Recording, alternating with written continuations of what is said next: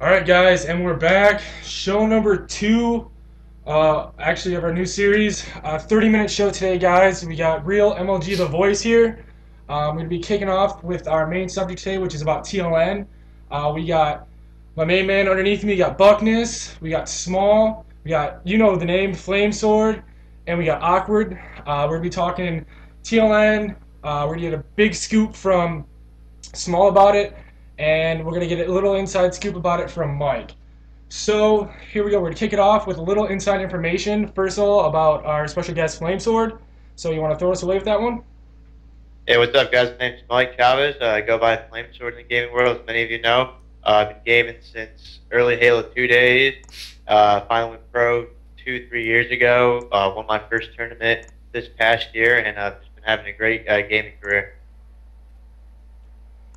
All right. There it is. I've known Michael early Halo 2 days, one of my practice noobs, along with along with Enable.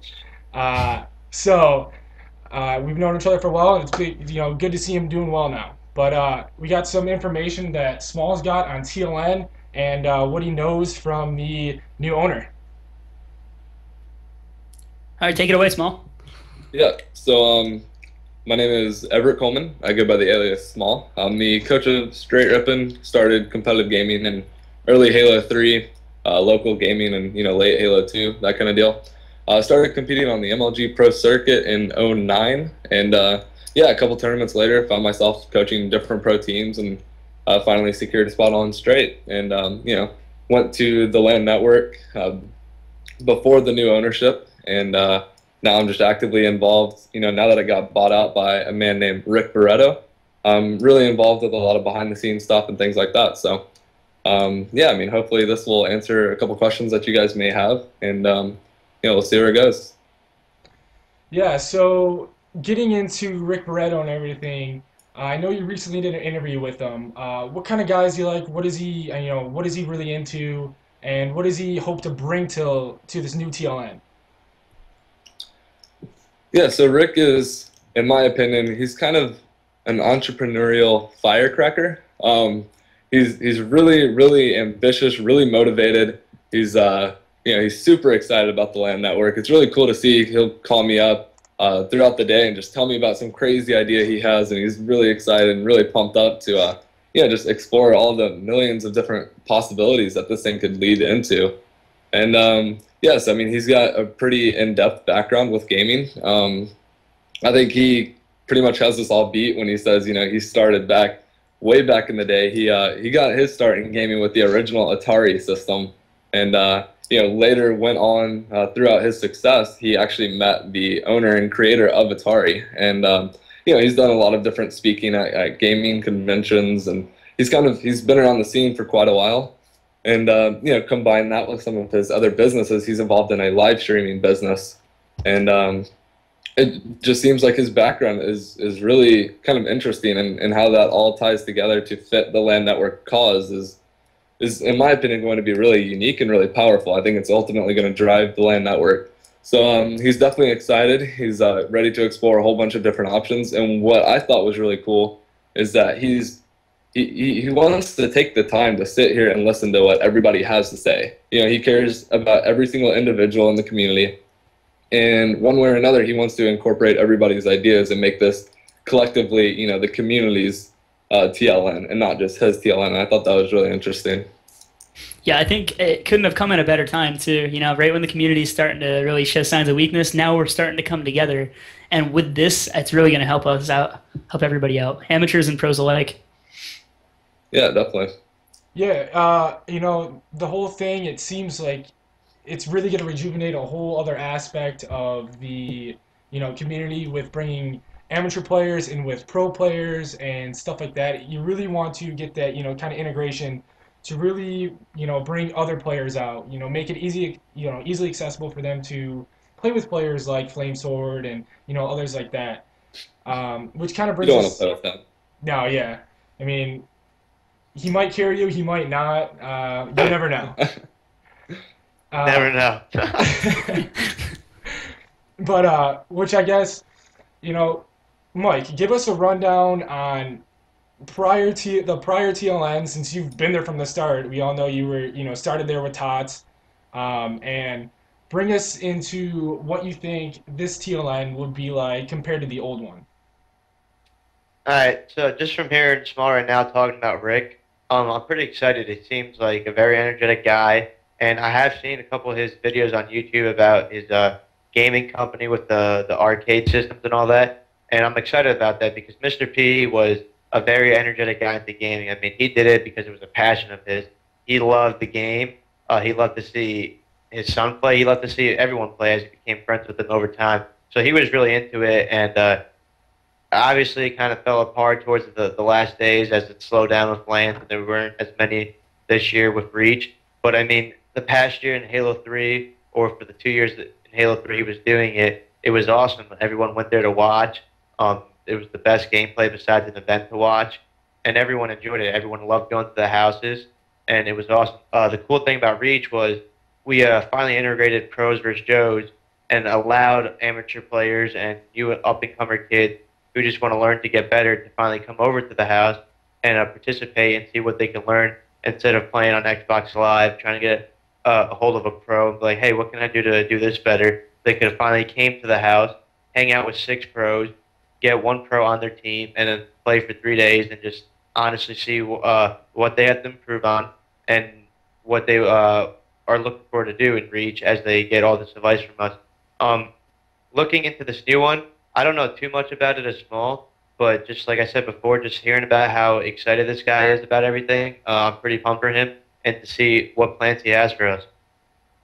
Yeah, it definitely seems like he's got a lot of big things in the work, especially with his streaming company. It seems like that's really going to be integrated well, bringing you quality streams and for hopefully every LAN, and bring a big viewership into this whole thing.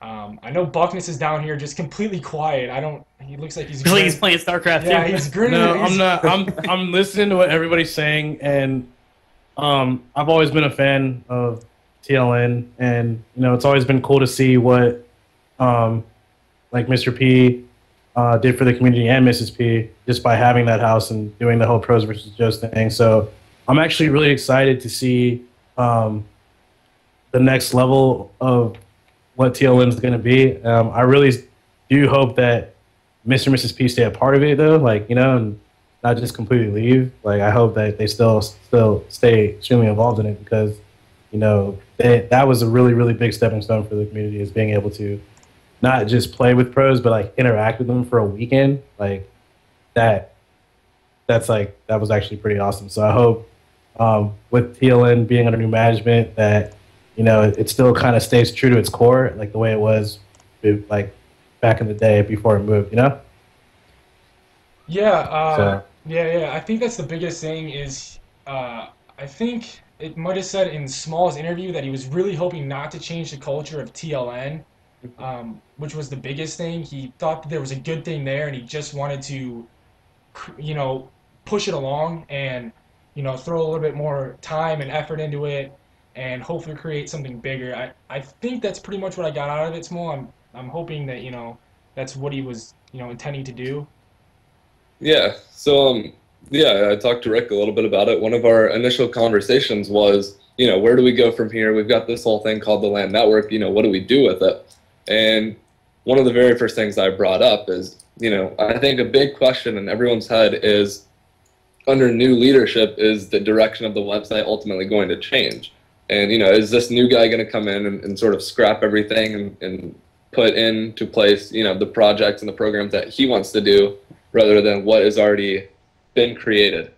And so we talked a little bit about this, and, we easily came up with the decision that it's our best bet to just continue to further what is already in place, what the Pinocchio family did and what this community has done. And so he definitely wants to keep the feel of the website the same, It's still the same idea, but what he wants to do is he wants to take it and he wants to amplify it. So, he's approaching it more from a business standpoint of, how can I put what we already have in place, how can we put that towards a bigger purpose, a bigger goal, and ultimately just expand everything. So I'm getting a couple questions from the chat, so if that's cool with you guys, I'll address a couple of those. Yeah, take it away. Yep. Okay, Yeah, so man. we've got Sam X Core. He said, "Where's it going to be?" The new gaming house. I don't want to get too specific. I'm not sure what exactly I'm supposed to release there. The gaming house is in Indiana, so I'll leave it at that for now. You can check out a little bit more info on that article about the interview that I recently did with Rick. It's the most recent article on the Land Network homepage. He also asked, will there be more than one LAN house? Is he going to try and hold various LANs throughout the U.S. so more people have an opportunity to attend? At this point in time, there's only going to be one gaming house, but ultimately, Rick did mention in the article, in the interview that we did, that he would like to see maybe more LAN houses come up across the U.S. So kind of raises the question, is he really trying to expand this thing to something that could cover all of North America? And I mean, it's kind of a crazy thought considering what TLN actually is. But when you think about it, this guy has a proven track record. He's a very successful businessman. And honestly, I wouldn't put that kind of thing past him. So maybe within, a couple months go by, things start kicking up. Maybe that's something that we could see come up over the United States. Really not too sure on that. Killjoy asked the question, where's it going to be there again, Indiana? And are the jerseys still going to be around the house? I've actually been getting that question quite a bit, and I'm really not sure. I know Tots is selling some of them that he had at the last house, but this guy is trying to deck out this house with the coolest gaming gear, and in my opinion, that has always been jerseys. I'm actually in the process of getting my own jerseys framed and throwing them around my house. So I definitely wouldn't be surprised to see a bunch of jerseys lining the walls all over again. But who knows? There's a bunch of opportunity for any cool things to happen, and I definitely believe in Rick, and I trust wholeheartedly that he's going to make this thing bigger and better than it ever was. So I'm really excited to see where it goes. Hey, Yeah, Mike, I think we got a little hint over here. Jerseys, that comes to you. You're probably gonna want to send over a few jerseys to the new house if you would. Maybe steal a few from Ian. Maybe steal a few from Ace. Do what you can do. Just get all you can. Throw some Red Bull shit over there. Throw sponsors in there. Why not? Go crazy with it. All right. But yeah, what were you gonna say, Nick? I was gonna say, yeah. So Small, I've actually heard rumors that they might actually turn part of it into like a LAN center that people can go to anytime they want. Do you have any comment on that, or? Yeah, it's something that we've talked about a little bit. I think I can safely say that there is for sure going to be some sort of, pro side of things and an amateur side of things. There's definitely going to be community interaction. There's going to be opportunities for the community to go to the gaming house and do things like that. I definitely expect to see pros versus shows, bigger and better. Honestly, I think that could be something that really blows up. I've always thought that was a really awesome idea. So, yeah, as far as Rick opening his door and just saying, come on in to the whole world, I don't know if that's something that we could expect this early on. But there's definitely going to be a lot of community involvement. There's definitely going to be pros versus shows. There's going to be, people coming from all over the place that are able to go into the house and have the opportunity to LAN. So I guess essentially, yes, it's going to be some sort of public LAN center. But there again, it's all going to tie back into TLN, pros versus shows, and different programs like that. So we'll have to see where that goes. Yeah, another thing I kind of want to bring up is the prices. Everybody's thinking, like, if it's going to be a bigger house, and now this guy is actually, I guess he probably has a lot of money with all these businesses he has. Do you think the pricing will go up or about stay the same, possibly even drop?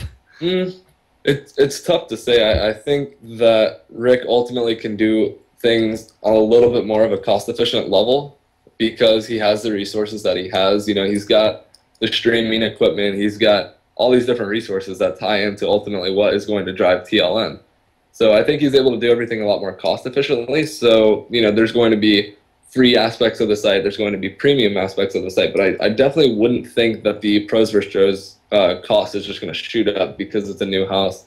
Random actually just posted a question. Is the gaming house going to be better than Tots' parents' basement? And it's actually funny. Go to the Land Network's website. There's a couple pictures of the house on there, and I will say something that I always thought was really funny is I was talking to Rick, who's the guy that bought it out, and a guy named Rob Frere, who's sort of the co-owner. He's Rick's right-hand man with the whole thing. And I was talking to these guys, and apparently Rob was hanging out at the house, and Rick left to go run an errand, and Rob legitimately got lost in the house. Like, he did not know where he was. The house is massive. You know, you go look at these pictures. Best man was commenting